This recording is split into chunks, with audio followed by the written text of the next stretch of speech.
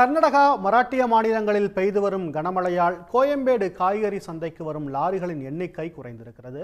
இதனால் வரத்து குறைந்து காய்கறிகள் விலை அதிகரித்திருக்கிறது. சென்னை கோயம்பேடு காய்கறி சந்தைக்கு தமிழ்நாட்டின் பல்வேறு மாவட்டங்களிலிருந்து கேரளா, கர்நாடகா, ஆந்திரா, மராட்டியத்தில் அதிக அளவில் லாரிகள் மூலம் காய்கறி வருகிறது.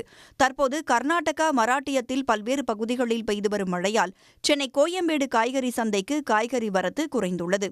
இதனால் காய்கறி விலையும் சற்று அதிகரித்துள்ளது. மார்க்கெட்டுக்கு 1000 வண்டியிலிருந்து 900 வண்டிகள் வரும். இப்போ ஒரு 2-3 நாளாக ஒரு 100 வண்டி குறைஞ்சிருக்கு. அதனால் கொஞ்சம் விலை ஏற்றம் ஒரு 10 ரூபா 20 ரூபா விலை ஏற்றம் இருக்குது. போன வாரங்கள்லாம் விளைச்சல் அதிகரித்து வண்டிகள் அதிகரித்து வந்ததுனால காய்கறியின் விலை கணிசமாக குறைஞ்சிருந்துச்சு. கடந்த வாரம் 1 கிலோ 40 ரூபாய்க்கு விற்பனை செய்யப்பட்ட வெங்காயம் 50 ரூபாய்க்கும், 25 ரூபாய்க்கு விற்பனை செய்யப்பட்ட 1 கிலோ தக்காளி 30 ரூபாய்க்கும் தற்போது விற்பனை செய்யப்படுகிறது. இதேபோல முருங்கைக்காய், பூண்டு, உருளைக்கிழங்கு உள்ளிட்டவையும் கணிசமாக விலை உயர்ந்துள்ளது. எங்கள் வீட்டு பக்கம் வாங்குறத விட கோயம்பேடு மார்க்கெட் வாங்கினா ஒரு வாரத்துக்கு தேவையானதை மலிவான விலைக்கு வாங்கிட்டு போக முடியுது.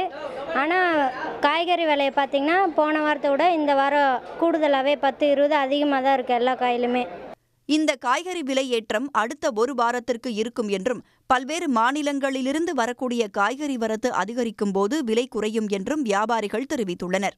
உடனுக்குடன் செய்திகளை தெரிந்து கொள்ள சன் நியூஸ் பெல் ஐகானை கிளிக் பண்ணுங்க.